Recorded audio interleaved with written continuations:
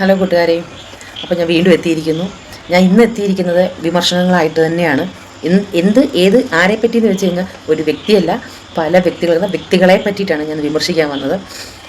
അതിൽ നിങ്ങൾക്ക് എല്ലാവർക്കും എൻ്റെ ഈ ചാനൽ നോക്കിക്കഴിഞ്ഞാൽ അറിയാൻ പറ്റും, ഞാൻ നമ്മുടെ രേണുസുധീനെ വിമർശിച്ചുകൊണ്ട് വീഡിയോ ചെയ്തിട്ടുണ്ട്. എന്നാൽ റീസെൻ്റായിട്ട് ഇപ്പോൾ ഞാൻ ചെയ്തിരിക്കുന്ന വീഡിയോ, അതിനകത്ത് ഞാൻ രേണുസുധീനെ വിമർശിച്ചിട്ടില്ല. ഞാൻ ഫാക്റ്റ് പറഞ്ഞിട്ടേ ഉള്ളൂ.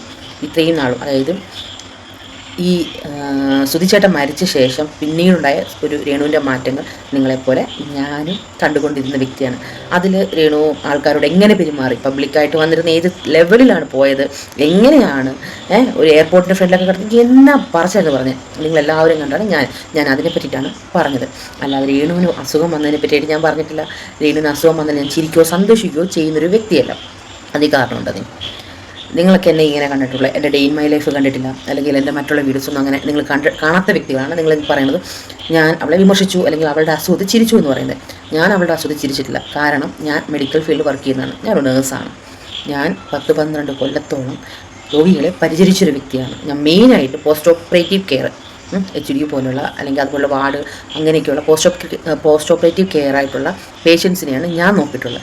അതിനകത്ത് ഓർത്തോ മാത്രമല്ല, ജനറൽ സർജറി മാത്രമല്ല, ക്യാൻസർ പോലെയുള്ള അസുഖങ്ങൾ ബാധിച്ച് ഓപ്പറേഷൻ ചെയ്ത് കിടക്കുന്ന വ്യക്തികളെയാണ് ഞാൻ ഏറ്റവും കൂടുതൽ നോക്കിയിട്ടുള്ളത്. നിങ്ങൾ വിചാരിക്കുന്നത് പോലെ ഒന്ന് പുറത്തുനിന്ന് നിങ്ങൾ കാണുന്നത് അല്ലെങ്കിൽ അവർ പറയുന്നില്ല. ഞങ്ങൾ പരിചരിച്ചിട്ടുള്ള, ഞങ്ങൾ നഴ്സുമാർക്കറിയാം ഒരു ക്യാൻസർ വന്ന വ്യക്തി അനുഭവിക്കുന്ന വേദനകൾ എന്തൊക്കെയാണെന്ന് കൃത്യമായിട്ട് എനിക്കറിയാം. ഞാനൊരിക്കലും അവൾക്ക് ആ ഒരു അസുഖം വന്നതിൽ ഒരിക്കലും ഞാൻ സന്തോഷിക്കത്തില്ല. ഞാൻ പറഞ്ഞല്ലോ, അത് വളരെ വളരെ വേദന നിറഞ്ഞൊരു അസുഖമാണ്. എത്രയും പെട്ടെന്ന് അതിന് രോഗമുക്തി ഉണ്ടാവട്ടെ എന്നാണ് ഞാൻ പ്രാർത്ഥിച്ച്. എൻ്റെ പ്രാർത്ഥനയിലും അവളുണ്ടാവുമെന്നും ഞാൻ പറഞ്ഞു. എന്നാൽ ഞാൻ പറഞ്ഞ കാര്യങ്ങൾ അവളുടെ പ്രവൃത്തിനെ മാത്രമേ ഞാൻ വിമർശിച്ചിട്ടുള്ളൂ. ഞാൻ മാത്രമല്ല, പലരും അവളുടെ പ്രവൃത്തിനെ വിമർശിച്ചത്. നിങ്ങൾക്കും അറിയാവുന്ന കാര്യമാണ് എന്തൊക്കെയാണ് അവളുടെ പ്രവൃത്തിയെന്ന്. ഞാൻ നോക്കുമ്പം എൻ്റെ കമൻറ്റ് ബോക്സിൽ വന്നിട്ട് നിങ്ങൾ പറയാണ്, എന്നെ വിളിക്കുകയാണ് തള്ളച്ചി. അതേ, ഞാൻ തള്ളയാണ്. 1, 2 അല്ല, 3 കുട്ടികളുടെ തള്ളയാണ്. തടിച്ചി അടുത്തത്. ഞാൻ തടിച്ചായത് ഇരുന്നുണ്ടിട്ട് തന്നെ തടിച്ചായത്. അതിനൊക്കെ ഒരു കാരണമുണ്ടെന്നേ. എൻ്റെ 3ാമത്തെ കുട്ടിക്ക് 2 വയസ്സായിട്ടുള്ളൂ. അവളുടെ ഫീഡിങ്, അവളുടെ കെയറിങ്, അതുപോലെ പ്രഗ്നൻസി, ഡ്യൂറിങ് പ്രഗ്നൻസി, അതുപോലെ തന്നെ ഡെലിവറി, ആഫ്റ്റർ ഡെലിവറി, ഈ സമയത്തൊക്കെ ഞാൻ ഫുഡ് കഴിച്ചതാണ്. ഫീഡിങ് ടൈമിൽ കുഞ്ഞ് പാൽ കുടിച്ച് എനിക്ക് വിശക്കും, ഞാനിരുന്ന് ആഹാരം കഴിക്കും. അങ്ങനെ തടിച്ചതാണേ. അപ്പോൾ ഞാൻ തടിക്കും, ഇനി ഫീഡിങ് സ്റ്റോപ്പ് ചെയ്ത ശേഷം ഞാൻ മെലിയും. അതൊക്കെ എൻ്റെ ഇഷ്ടം. നിങ്ങൾ പറയുമ്പോൾ എനിക്ക് അതുപോലെ ചിരിയാണ് വരുന്നത്, വേറെ ഒന്നുമല്ല. പല കമൻസ് ഇരുന്ന് കണ്ടിട്ട് വായിച്ച് ചിരിക്കുകയാണ് ഞാൻ ചെയ്തുകൊണ്ടിരുന്നത്. കാരണം ഈ ഒരു നമ്മളുടെ പഠനം തന്നെ പറയുന്നതാണ്, ഏറ്റവും കൂടുതൽ ചിന്തിച്ച് വിവേകത്തോടു കൂടി പ്രവർത്തിക്കാൻ കഴിയുന്ന ഒരേ ഒരു ജീവിയുള്ളൂ, അത് മനുഷ്യജീവിയാണ്.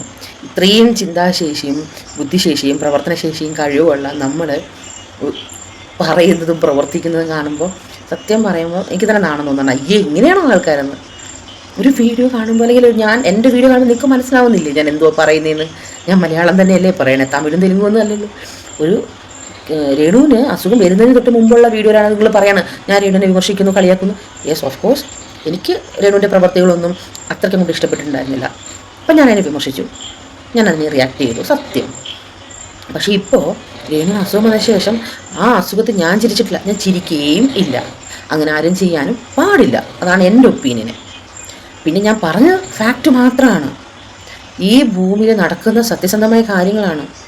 ആരുടെയും എന്താ പറയുക, സഹയാത്രികനൊന്നും അല്ല. ഈ ഭൂമിയിൽ ആരുടെയും സ്വന്തമല്ല. ആരെയും വിശ്വസിക്കാൻ പറ്റത്തില്ല. ഇപ്പം ആരെ വിശ്വസിച്ച് നമ്മളുടെ കാര്യങ്ങൾ അല്ലെങ്കിൽ എന്ത് ഏൽപ്പിക്കുന്നു അവരായിരിക്കും നമുക്ക് ഏറ്റവും കൂടുതൽ പണി തരുന്നവർ, പുറകിൽ നിന്ന് കുത്തുന്നവർ. ഈ പണ്ടുള്ളവർ പറയില്ലേ, അറിയുന്ന പോലീസ് 2 അടി കൂടുതൽ തരുമെന്ന്. അത്രയേ ഉള്ളൂ. നമ്മൾ ആരെ വിശ്വസിക്കുന്നു അവർ തന്നെ നമുക്കിട്ട് പണി തരും. അപ്പം ഞാൻ അതിനെ ബേസ് ചെയ്തിട്ടേ പറഞ്ഞുള്ളൂ, രേണുവിനൊന്നും പറ്റാതിരിക്കട്ടെ. എന്തെങ്കിലും സംഭവിച്ചു പോയി കഴിഞ്ഞാൽ ഋതപ്പൻ്റെ കാര്യത്തിലാണ് ബുദ്ധിമുട്ടുണ്ടാകുന്നതെന്ന് ഞാൻ പറഞ്ഞു തന്നെയാണ്. പിന്നെ ഋതപ്പനെ അങ്ങനെ പെട്ടെന്നൊന്നും കിറ്റുവിൻ്റെ കിട്ടുമെന്ന് ചോദിച്ചു കഴിഞ്ഞാൽ 50-50 ചാൻസാണ്. എന്തെങ്കിലുമൊക്കെ ഋതപ്പൻ്റെ പേരിൽ അക്കൗണ്ടിൽ എന്തെങ്കിലും കിടപ്പുണ്ടെങ്കിൽ അതൊക്കെ തീരാത്ത പക്ഷം അവൻ്റെ കയ്യിൽ ആ കുഞ്ഞിനെ കിട്ടുമെന്നുള്ള കാര്യം സംശയമാണ്. അത് ഞാൻ ആ വീഡിയോയിൽ പറഞ്ഞതാണ്.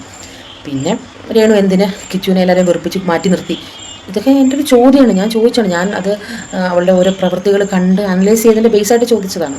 കാരണം ഈ സമയത്ത് ഏറ്റവും കൂടുതൽ രേണുവിന് സപ്പോർട്ടായിട്ട് രേണുവിൻ്റെ കൂടെ നിൽക്കേണ്ടതും രേണുവിൻ്റെ ചേച്ചിയെ പോലെ തന്നെ കിച്ചുവും കൂടിയാണ്. ഈ സമയത്ത് ഫൈനാൻഷ്യലി മാത്രമല്ല മെൻ്റലി ഒക്കെ സപ്പോർട്ടായിട്ട് കിട്ടേണ്ടത് കിച്ചു. പിന്നെ കിച്ചു മൂത്ത മകനാണ്. ആ ഒരു പ്രസവിച്ചത് കൊണ്ട് ഒരു സ്ത്രീ അമ്മയാവില്ല. സത്യമായൊരു കാര്യമാണ് ഞാനീ പറയുന്നത്. ഒരു സ്ത്രീ പ്രസവിച്ചത് കൊണ്ട് അമ്മ ആകില്ല. കാരണം അതൊരു പ്രക്രിയയാണ്, ഒരു പ്രോസസ്സാണ് പ്രസവിക്കുക എന്ന് പറയുന്നത്. പക്ഷേ ആ കുഞ്ഞിനെ പരിചരിക്കുക എന്ന് പറഞ്ഞു കഴിഞ്ഞാൽ ഇത്രയും മെൻ്റൽ സ്ട്രെസ്സുള്ളൊരു സംഭവം മറ്റൊന്നുമില്ല. പ്രത്യേകിച്ച് നമുക്കൊരു സപ്പോർട്ടില്ല എന്നുണ്ടെങ്കിൽ നമുക്ക് ഭയങ്കര ഡിപ്രഷൻ അടിച്ചു പോകും നമ്മൾ. ഒരു കുഞ്ഞ് അങ്ങനെയാണ്. കാരണം കുഞ്ഞിനെ എന്താ പറയുക, പശുക്കിടാവ് ഉണ്ടാകുന്നിട്ടില്ലേ, അവരൊരു 10 മിനിറ്റ് ഒന്ന് ആക്കിയപ്പോൾ അത് നടക്കാൻ തുടങ്ങും അല്ലേ. അതുപോലെയല്ല ഒരു മനുഷ്യക്കുഞ്ഞ് നടക്കാനൊക്കെ 1.5 വർഷം പിടിക്കും.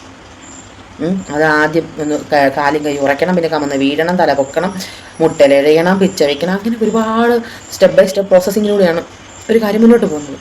അപ്പം ഈ കുഞ്ഞിൻ്റെ കാര്യങ്ങൾ നോക്കുക എന്ന് പറഞ്ഞാൽ അത്ര ഈസിയായ കാര്യമല്ല. ഞാൻ 3 കുട്ടിയുടെ അമ്മയാണ്, എക്സ്പീരിയൻസ്ഡാണ്, പറയുന്നതാണ്. അപ്പോൾ എന്നെപ്പോലുള്ള അമ്മമാർക്ക് അത് അറിയാവുന്ന കാര്യമാണ്. അപ്പം നമുക്ക് ഒരു സ്റ്റേജ് വരെ നമുക്ക് സപ്പോർട്ടായിട്ട് നമ്മുടെ മക്കളെ ഉണ്ടാവുള്ളൂ. മറ്റൊരു സ്റ്റേജ് എന്ന് പറയുമ്പോൾ അത് അവരുടെ ലൈഫ് സ്റ്റാർട്ട് ചെയ്യുമ്പോൾ പിന്നെ അവരെ നമ്മൾ ഒരിക്കലും പ്രതീക്ഷിക്കാൻ പാടില്ല. അതുവരെ നമ്മളുടെ കൂടെ നമ്മുടെ മക്കളുണ്ടാവണം. അപ്പം ഞാൻ അതിനെ പറ്റിയിട്ടേ പറഞ്ഞുള്ളൂ. പിന്നെ സഹായിക്കുന്നതിനെക്കുറിച്ച് നിങ്ങളത് കണ്ടാലും കേട്ടാൽ അറിയാലേ, സഹായിക്കുന്നവർക്ക് എന്തായിരുന്നു പറ്റിയിരുന്നതെന്നുള്ളത് നിങ്ങൾക്ക് എല്ലാവർക്കും അറിയുന്ന കാര്യമാണ്. ഞാൻ അതിനെയൊക്കെ പറ്റിയേ പറഞ്ഞിട്ടുള്ളൂ. നടന്ന കാര്യം ചെയ്ത കാര്യത്തിനെ പറ്റിയിട്ടാണ് പറഞ്ഞത്. അപ്പോൾ അത് മനസ്സിലാക്കാൻ നിങ്ങൾക്ക് പറ്റുന്നില്ലെങ്കിൽ നിങ്ങൾക്ക് വിവേകബുദ്ധി ഇല്ല എന്നേ ഞാൻ പറയുള്ളൂ. അതിനിപ്പോൾ ഞാൻ തടിച്ചായതുകൊണ്ടല്ല, അല്ലെങ്കിൽ ഞാൻ വിമർശിക്കാനിരിക്കുന്നു എന്നുള്ളതല്ല. വിമർശിക്കാനും അഭിപ്രായം പറയാനും ഒരു പൗരന്റെ നിലയിൽ എനിക്ക് അവകാശമുണ്ട്. അത് അതിര് കടക്കരുത് എന്ന് മാത്രം. മറ്റൊരാളുടെ ലൈഫിനെ അത് മോശമായി ഒരുപാട് ബാധിക്കരുതെന്നേ ഉള്ളൂ. അപ്പോൾ എൻ്റെ ഈ ഒരു റിയാക്ഷൻ രേണുസുധിയുടെ ലൈഫിനെ എങ്ങനെ മോശമായിട്ട് ബാധിക്കും? ഒരിക്കലുമില്ല. അപ്പോൾ കമൻ്റ് ഇട്ട് എൻ്റെ നിറത്തിനെയും എൻ്റെ വണ്ണത്തിനെയും ആക്ഷേപിക്കുന്നവരോട്, അതും കൂടുതൽ സ്ത്രീകളാണ് കേട്ടോ പറയുന്നത്, അവരോട് എനിക്ക് ഇത്രയേ പറയാനുള്ളൂ.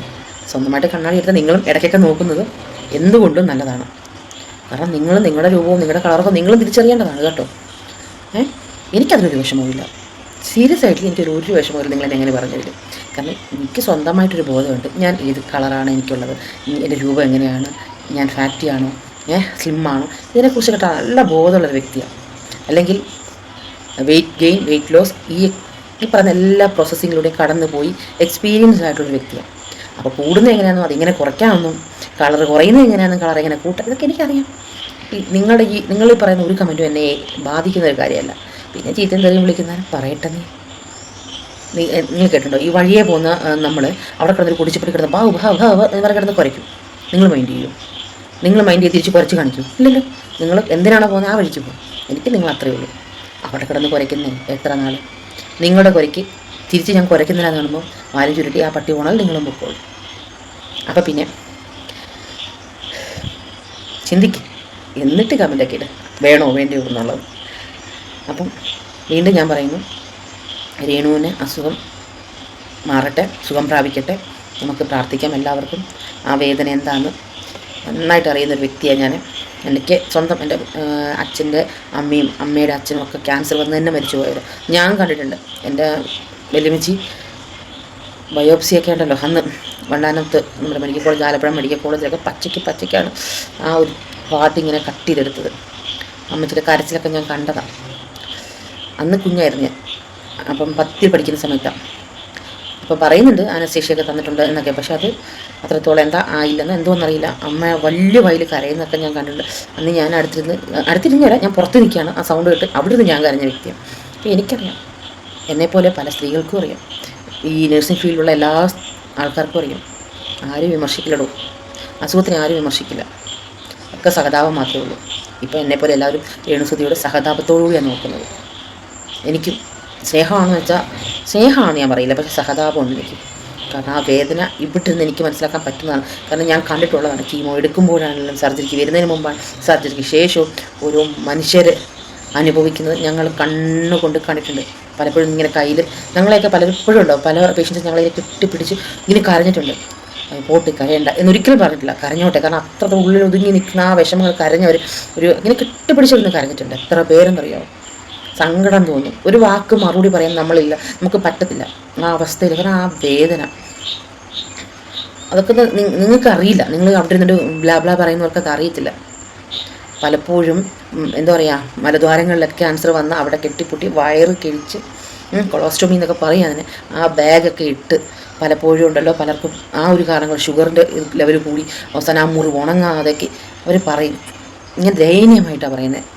ഞങ്ങൾ നേഴ്സുമാരി ചെല്ലുമ്പോൾ ഡോക്ടർ ചെല്ലുമ്പോഴൊക്കെ പറയുന്നു, ഒന്നും വേണ്ട ഡോക്ടറെ, എന്തെങ്കിലും ഒരു ഇഞ്ചക്ഷൻ അങ്ങ് തരുമോ, ഒന്നെങ്കിൽ ആ വേദന മറന്നുറങ്ങണം, അല്ലെങ്കിൽ ഈ ഭൂമിയിൽ നിന്ന് അങ്ങ് പോകണം, അതിന് എന്തെങ്കിലും മരുന്നുണ്ടോ എന്ന് അങ്ങനെ കൈകൂപ്പി ചോദിക്കുന്നവരുണ്ടറിയോ, കൈകൂപ്പി ചോദിക്കുന്നു. ഒരു രാത്രി മുഴുവൻ ഒരു അമ്മച്ചിയുടെ കൂടെ ഞാൻ ഇരുന്നിട്ടുണ്ട്. അവർ എന്താ പറയുക, അവർക്ക് ഇതുപോലെ കൊളോസ്റ്റമി ബാഗ് ഇട്ടേക്കുമായിരുന്നു. അവർ വേദന സഹിക്കാൻ വേണ്ട അവസാനം ഇങ്ങനെ ഇരുന്ന് കൂനിപ്പോയി. ആ കൂനി പിന്നെ അവർക്ക് നൂരാൻ പറ്റുന്നുണ്ടായിരുന്നില്ല. വേദനയെന്ന് പറഞ്ഞ് നിങ്ങളെ എനിക്ക് ബോധിപ്പിക്കാൻ പറ്റില്ല. അവർക്ക് അവസാനം ഒരു രാത്രി വെളുപ്പിന് ഒരു 2 മണിയൊക്കെ കഴിയുമ്പോൾ അവരുടെ കണ്ണിൽ വെള്ളമില്ല, കരഞ്ഞ് വെള്ളമില്ല. നമ്മളെ മെഡിസിൻസ് എന്തോരം മാക്സിമം മെഡിസിൻസ് ഉണ്ട്, എല്ലാം കൊടുത്തു.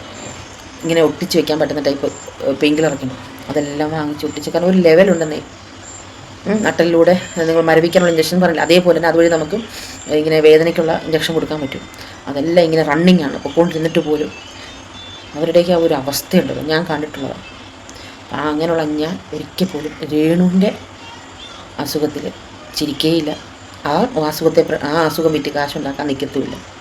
പിന്നെ ചില ഫാക്റ്റ് സത്യങ്ങൾ പറഞ്ഞു എന്ന് മാത്രം. ആ ഒരു വീഡിയോ ഞാൻ ചെയ്തു, അതിനുശേഷം ചെയ്തില്ല. കാരണം വെച്ചാൽ അത് ശരിയല്ലെന്ന് എനിക്കറിയാവുന്നതുകൊണ്ടാണ് ഞാൻ വേറെ ഒരു വീഡിയോ പിന്നെ ചെയ്യാഞ്ഞത്. എനിക്കത്രയും പറയണം തോന്നി, അതത്രയും ഞാൻ പറഞ്ഞു. ഇപ്പോൾ ഇത്രയും എന്നെ പറയാൻ പ്രേരിപ്പിച്ചത് നിങ്ങളാണ്. അപ്പം നിങ്ങൾ ചിന്തിക്കുക, നിങ്ങൾക്ക് എങ്ങനെ സംസാരിക്കണം എന്നുള്ളത്.